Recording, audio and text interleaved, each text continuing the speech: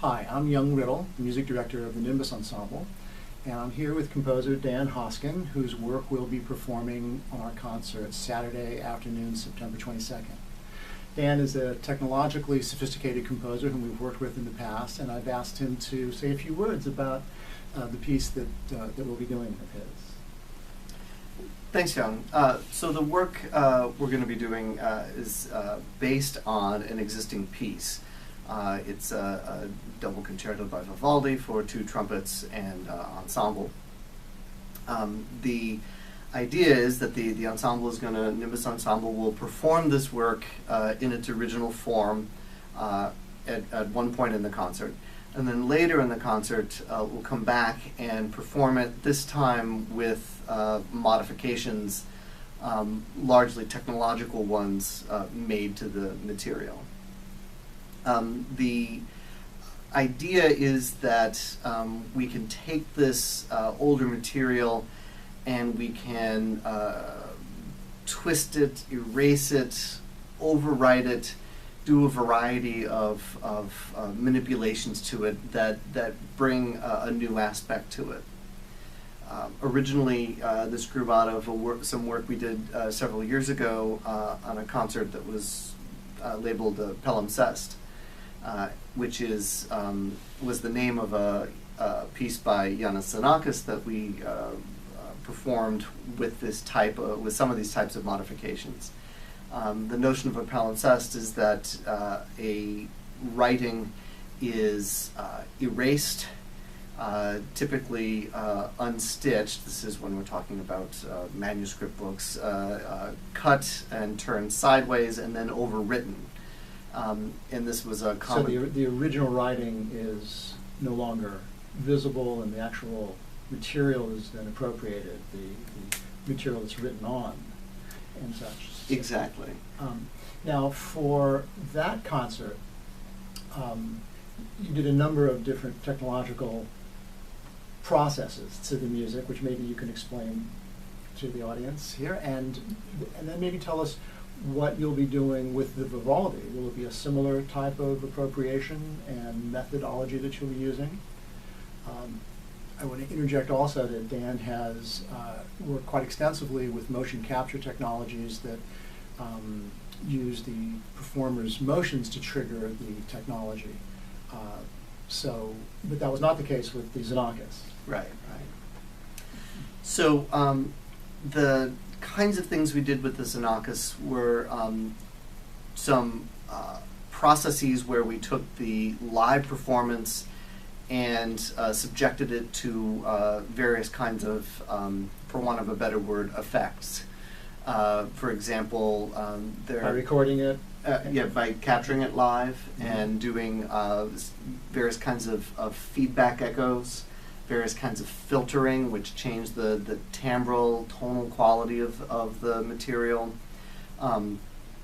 and other maybe more exotic effects, granularization, where we take the live stream of audio coming in from the microphones and cut it up into little pieces that allow you to change the pitch and adjust the kind of textural quality of the sound.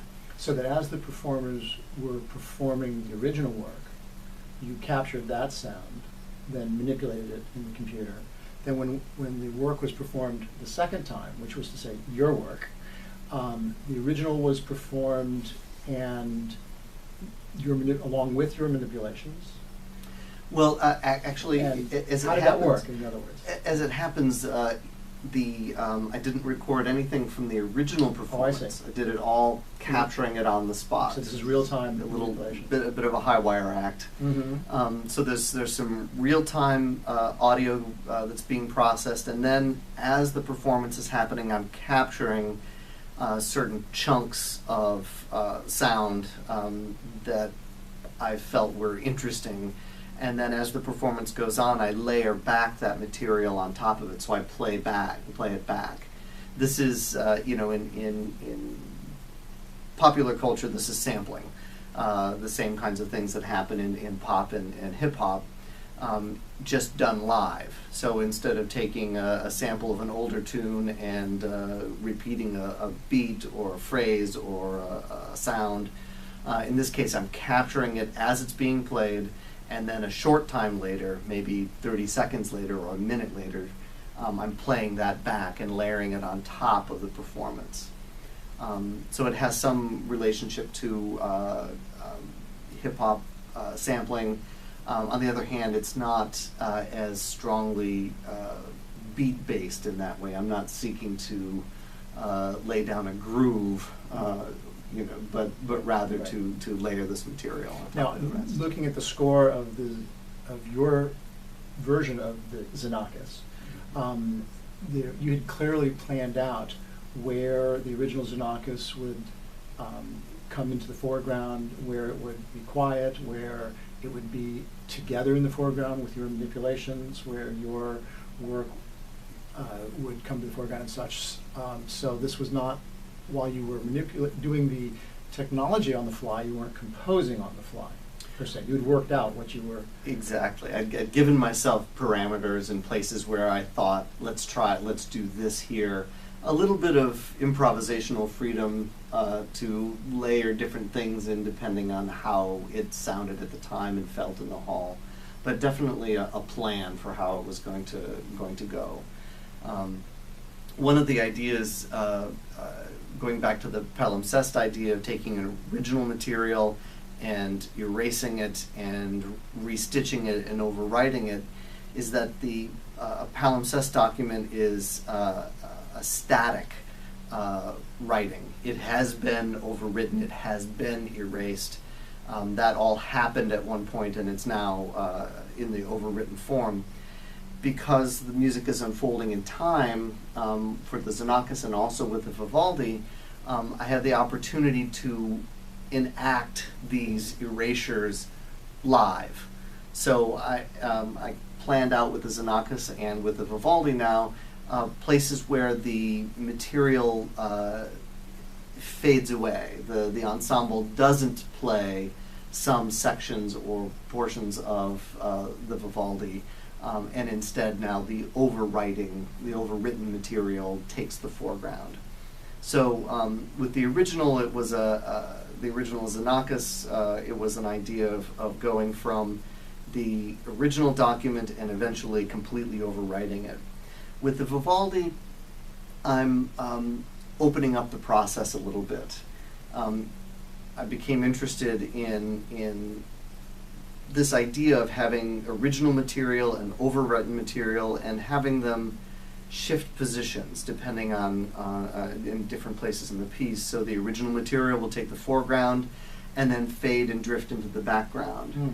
So sort of a smudging of the original material as if it were kind of a wet ink where I reach in and smear it a little bit. So Well, that segues a bit into one of the aspects of this I wanted to ask you about, which was that in your reworking of the Xenakis, which was very well received critically, got a very nice review in the Los Angeles Times, thank us.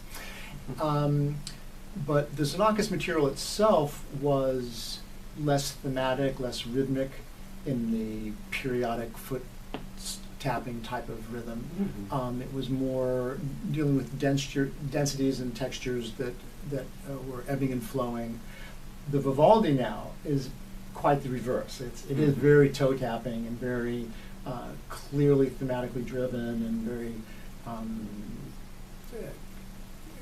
common sounds to our accustomed ears. How did the material now change your approach, or how do you work differently now with this different material?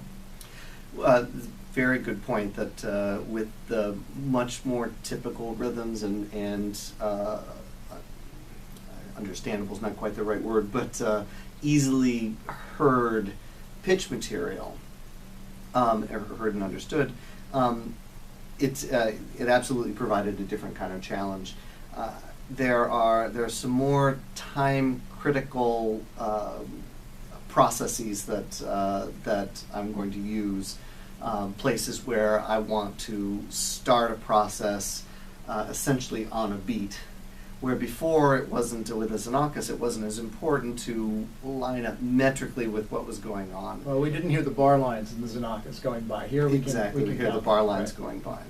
And some of it was an acceptance that the result will be quite different. With the Xenakis, because it worked in these chunks of material, these blocks of material, it was easier to hear this new material as being part of that. My sense is, as we, the premiere has yet to take place, so I'm excited to have that experience. Saturday, September 22nd, at 3 o'clock at the Bel Air Presbyterian Church. Thank you. Yeah, absolutely. And the goal will be, in some ways, it will be more disruptive to the work, and the end product less unified in certain ways, hopefully in an interesting way.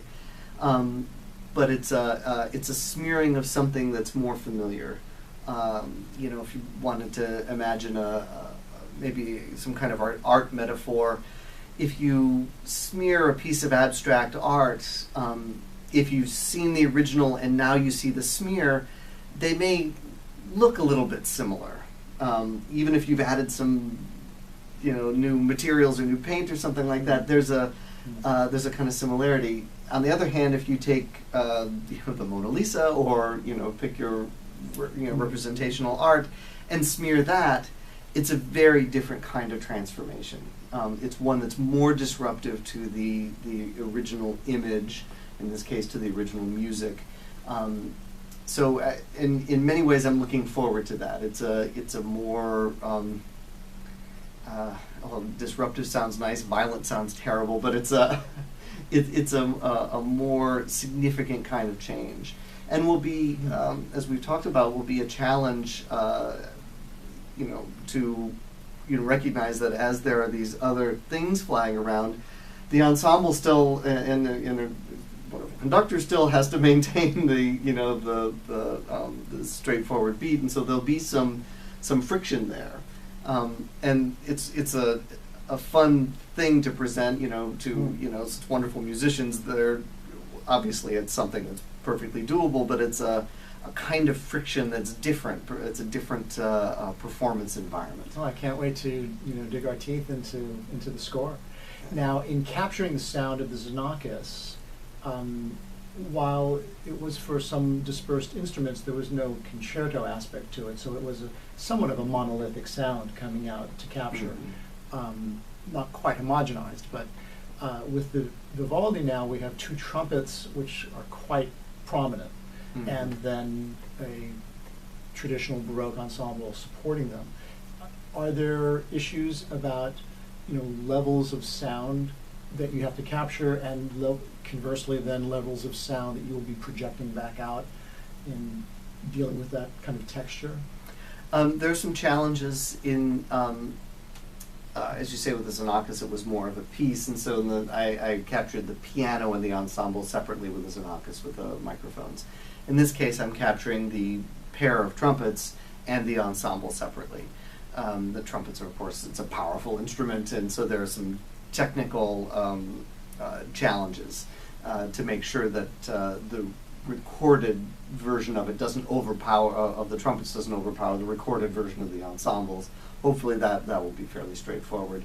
But it does mean that I'll have to treat the material differently. The material that I capture on the fly and the processes that I apply to what's coming in the trumpet are going to be slightly different than what's applied to what's coming from the ensemble. And that's another opportunity for disruption and opportunity for friction.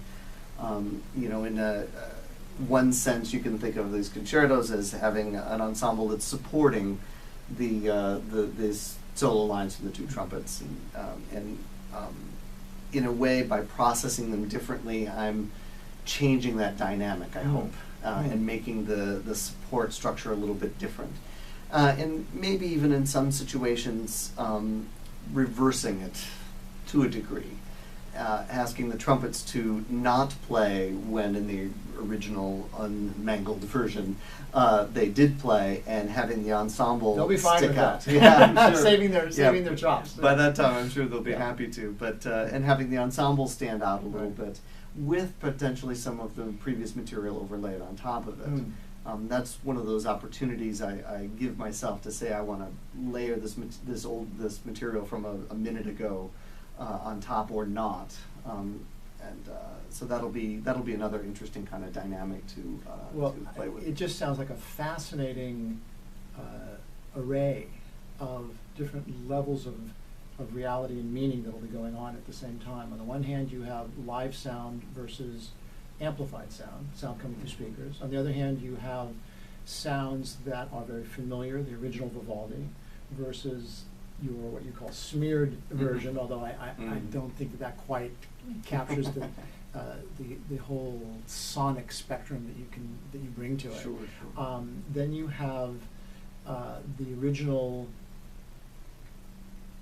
soloist versus orchestra, and now you're changing that as well, and so Right. you have almost a dreamlike sense of some things becoming very clear, some things are kind of seen through a scrim darkly, but they become even more intriguing and meaningful, and then you're brought back into something else, some other thread comes to the foreground. This sounds like this is a fascinating procedure, and I can't wait to see it. So please Me come too. and Absolutely. enjoy. Again, it's 3 o'clock Saturday, September 22nd at the Bel Air Presbyterian Church. Dan, thank you very much. Thank you. Okay.